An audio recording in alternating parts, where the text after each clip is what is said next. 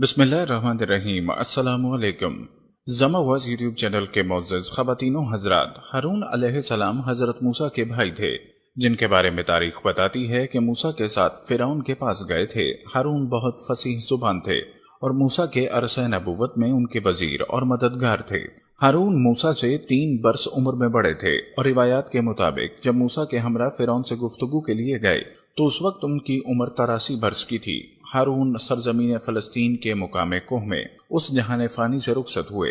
फ़िरौन ने एक भयानक ख्वाब देखा जिसकी ताबीर नजूमिया ने बताई कि तेरी हुकूमत का ज़वाल एक इसराइली लड़के के हाथ होगा।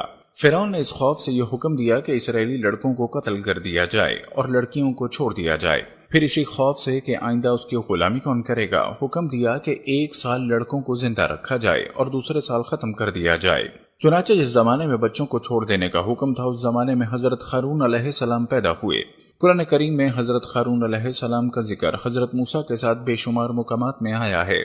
खुश बयान आप अलैहिस्सलाम हजरत मूसा अलैहिस्सलाम से ज्यादा थे और उन्हीं की दरखास्त पर आपको पैगंबरी अता हुई ताकि फ़िरौन के दरबार में तबलीग पूरी फसाहत के साथ कर सकें।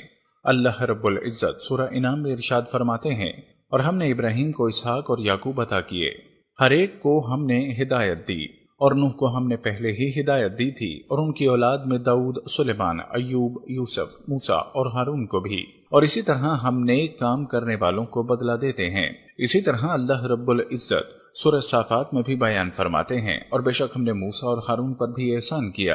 अल्लाह रब्बुल इज़्ज़त की तरफ से जब तुवा की मुकद्दस वादी में हजरत मूसा नबूवत से सरफराज किए जा रहे थे तो हजरत मूसा ने अल्लाह से अपने भाई हारून को अपना बाजू बनाने और नबूवत अता करने की दरखास्त की, जो कबूल कर ली गई, क्योंकि मूसा की जबान में बचपन ही से हकलापन था।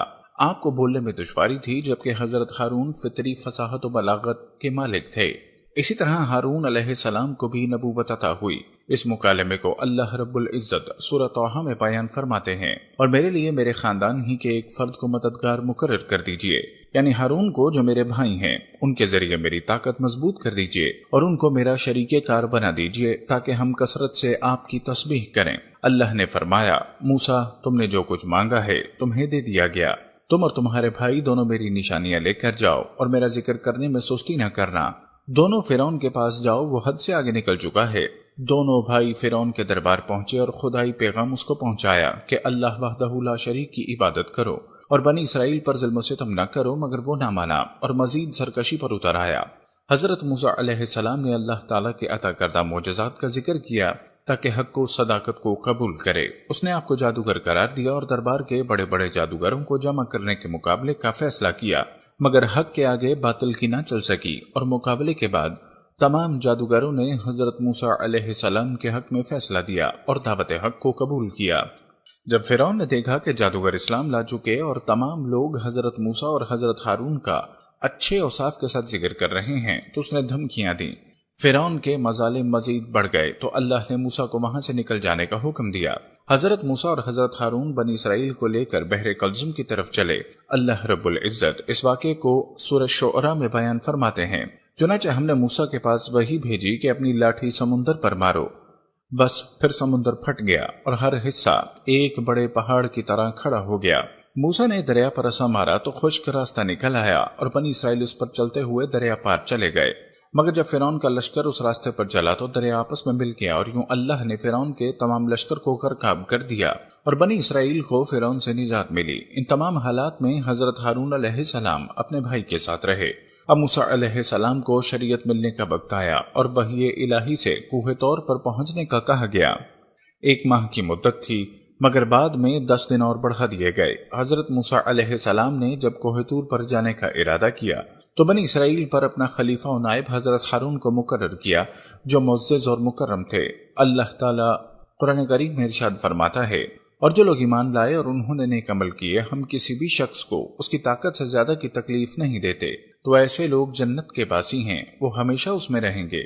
इसी असला में एक अजीब और गरीब वाक़या पेश आया। जिन दिनों हजरत मूसा अलैहिस्सलाम कोहे तूर पर मुतकफ थे, सामरी ने आपकी गैर मौजूदगी को गनीमत जाना और ये फितना बर्पा कर दिया कि उसने बनी इसराइल के सोने चांदी के जेवरात को मांग कर पिघलाया और उससे एक बछड़ा बनाया پھر سامری نے مجمع میں یہ تقریر شروع کر دی کہ اے بنی اسرائیل، حضرت موسیٰ علیہ السلام خدا سے باتیں کرنے کے لیے کوہ طور پر تشریف لے گئے ہیں، لیکن خدا تو خود ہم لوگوں کے پاس آ گیا ہے، اور بچڑے کی طرف اشارہ کر کے بولا یہی خدا ہے۔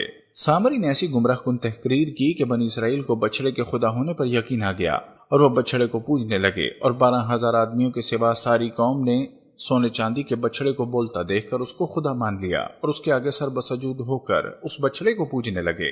اس واقعے کو اللہ رب العزت قرآن پاک میں بیان فرماتے ہیں، اور موسیٰ کے بعد اس کی قوم اپنے زیوروں سے ایک بچڑا بنا بیٹھی، جان کا دھڑ تھا، وہ گائے کی طرح آواز کرتا۔ جب 40 دنوں کے بعد حضرت موسیٰ علیہ السلام خدا سے ہم کلام ہو کر تورات شریف کے ساتھ بستی میں تشریف لائے اور قوم کو بچڑا پوجتے دیکھا تو آپ پر بے حد غضب اور جلال طاری ہو گیا، اور فرمانے لگے تم نے ان لوگوں کو اس کام سے نہیں روکا۔ حضرت ہارون علیہ السلام معذرت کرنے لگے، جیسا کہ قرآن مجید میں ہے، کہا ہے میری ماں جائے، قوم نے مجھے کمزور سمجھا اور قریب تھا مجھے مار ڈالیں، تو مجھ پر دشمنوں کو نہ ہنسا اور مجھے ظالموں میں نہ ملا۔ حضرت ہارون علیہ السلام کی معذرت سن کر حضرت موسیٰ علیہ السلام کا غصہ ٹھنڈا پڑ گیا۔ اس کے بعد آپ نے اپنے بھائی حضرت ہارون علیہ السلام کے لیے رحمت اور مغفرت کی دعا فرمائی۔ پھر آپ نے اس بچڑے کو توڑ پھوڑ کر اور جلا کر اس کو ریزہ ریزہ کر کے دریا میں بہا دیا۔ پھر اللہ تعالیٰ کا یہ حکم نازل ہوا کہ جن لوگوں نے بچڑے کی پرستش نہیں کی وہ لوگ بچڑا پوجنے والوں کو قتل کریں۔ چنانچہ سامری سمیت 70,000 بچڑے کی پوجا کرنے والے قتل ہو گئے۔ اس کے بعد یہ حکم نازل ہوا کہ حضرت موسیٰ علیہ السلام آدمیوں کو منتخب کر کے کوہ طور پر لے جائیں، اور یہ سب لوگ بچڑا پوجنے والوں کی طرف سے معذرت طلب کرتے ہوئے دعا مانگیں کہ بچڑا پوجنے والوں کے گناہ معاف ہو جائیں۔